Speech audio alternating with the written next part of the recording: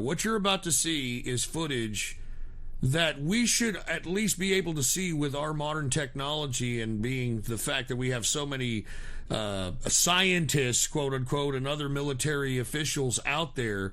Take a look at this land that is so deep in Antarctica that it took this expedition by Byrd to photograph it. Here it is, the secret land, Antarctica, U.S. Navy Operation Highjump reel. This is an actual reel. Okay, here's the plane taking off with Admiral Byrd. They're already on Antarctica. Okay, they've already, you know, the first 25 minutes is of them is doing Operation Highjump and showing all the men and all the supplies that had to be shipped in to be able to stay in Antarctica for a certain period of time so that they could investigate Antarctica. Okay, so this is actual fucking Navy footage of Operation Highjump. All right, here it is. Here's where Admiral Byrd is taking off from their base in Antarctica and continuing forward to survey the area. Aviation is all important in the Navy's Antarctic exploration, just as aviation is all important in a modern Navy that must be strong under and above the sea, as well as on it. Out over the shelf ice, Byrd leads his 4 planes in the long climb over pressure ridge areas, heading for the polar plateau, 10,000 feet up. Below are no landing fields. No landing fields. Deep crevasses. As you can see, this is actual footage. It's nothing but fucking snow crevasses and all kinds of, just snow. It's nothing. But they continue forward. Pressure ridges 100 feet high. Instant destruction for a plane forced down. Byrd pioneered the first South Pole flight in 1929.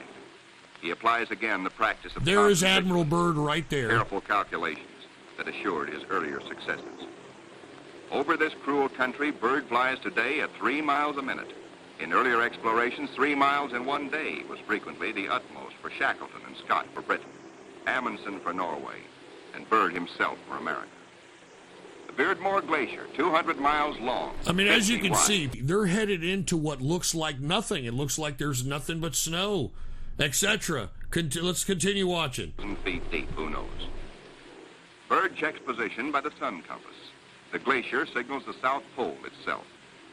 Here, Byrd drops the flags of the United Nations, carefully boxed, a symbol of America's goodwill to all nations. United Nations, mind you. Now beyond the pole, Byrd focuses his cameras and magnetic detectors on land new to him and to all mankind. In eastern group waters, the seaplane tender Pine Island swings out a plane. Now this right here is the base in Antarctica. George 1. Crew members look out. No shadow of coming disaster troubles their young faces. Take off to map the treacherous Phantom coast.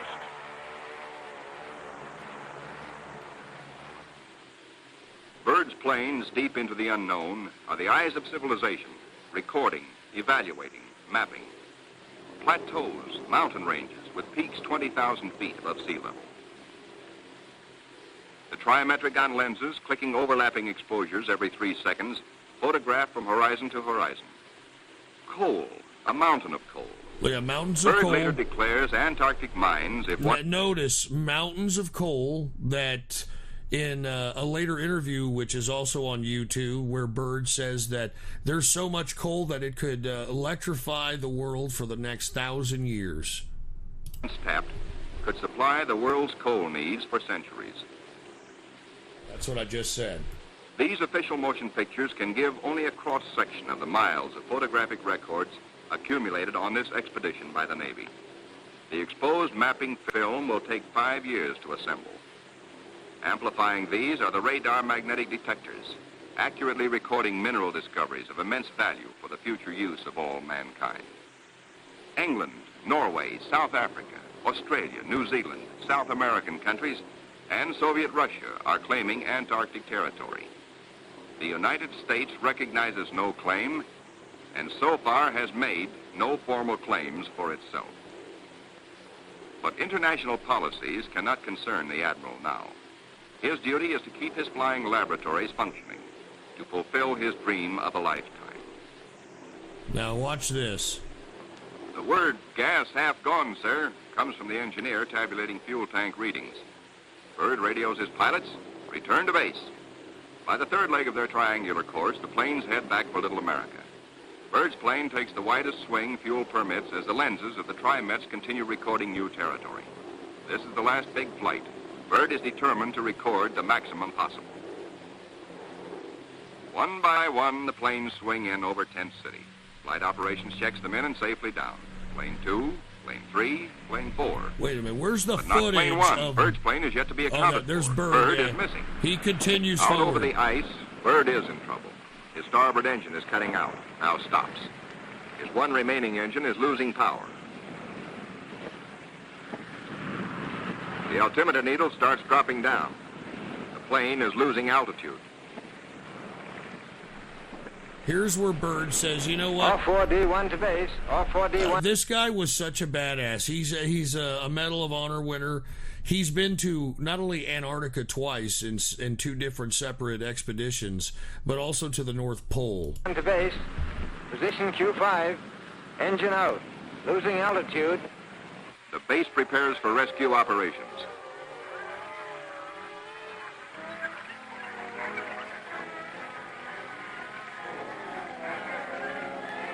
Handicapped by the partial power of one engine, the plane is in jeopardy. Down she drops. The needle drops from 3,000 feet downward, threatening peaks around her. A further drop might mean a crash. Only one hope: reduce the load, lighten her at once. So maybe that way, Admiral maybe if enough weight goes, maybe she will hold. Already the mountains are above. Byrd dumps remaining deep in the valley, deep in the shadow shit of the weighing disaster. down the plane. The needle drops downward from 1,700 feet. Jettison all gear.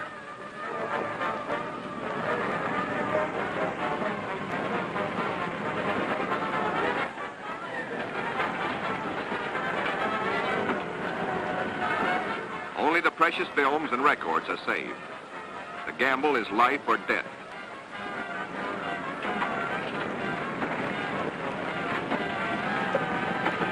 So what they're doing is lightening the load so that the plane can come to here. The altimeter levels and off at increase around 900 altitude. feet. Slowly she starts to climb. She is gaining altitude. Now take a look at the footage here. This is the footage I'm talking about. Pilot This is the footage I'm talking about. Once they dump off all the shit, they see the fucking footage of Antarctica that has all kinds of habitable land with fucking fresh water with shit that we couldn't even imagine. Here it is. The smooth shelf roughens. Dark rocks, called nunataks, appear above the ice. Then rugged mountain ranges as far as the eye can see. Bunger leans forward in amazement. His eyes have caught a sudden and unbelievable change in scenery. The universal white has turned to chocolate brown, dotted with blue. A cameraman goes into action. 300 square miles of land without snow. Land that might be in New Mexico or Arizona. Pictures alone will prove Bunger has discovered a warm oasis in the shadow of the pole. It is for such supreme moments as this that men brave the hardships of exploration. This right here, this is in the middle, or at least deep enough into Antarctica where all of a sudden the temperature drops dramatically. And it's like a constant 32 to 38 degrees. And there's fresh water, as you can see, etc. Astounding, undreamed of fact is that they are over a chain of warm, untouched, pristine, blue crystal water. Fresh water. water lakes, whose shores, except for small patches, are free of ice and snow. Commander Bunger circles the largest lake in sight, 5 miles long. He comes in to make a landing. Water temperatures must be recorded. Samples taken. He finds the water fresh. The temperature 38 degrees Fahrenheit. On the shores are vast deposits of coal and of minerals of the utmost importance to civilization. Aside from their headline That's discovery, what I'm saying, Bunger and his dude. men... All right, I didn't mean to take so much time, but I did want to show everybody that there is land in Antarctica, and they're not showing us. As a matter of fact, they're not even teaching us about it. They're not even teaching us about it. I mean, you would think that since this damn place in Antarctica is so pristine and has got coal that could electrify the world for centuries, who the hell else knows what's over there?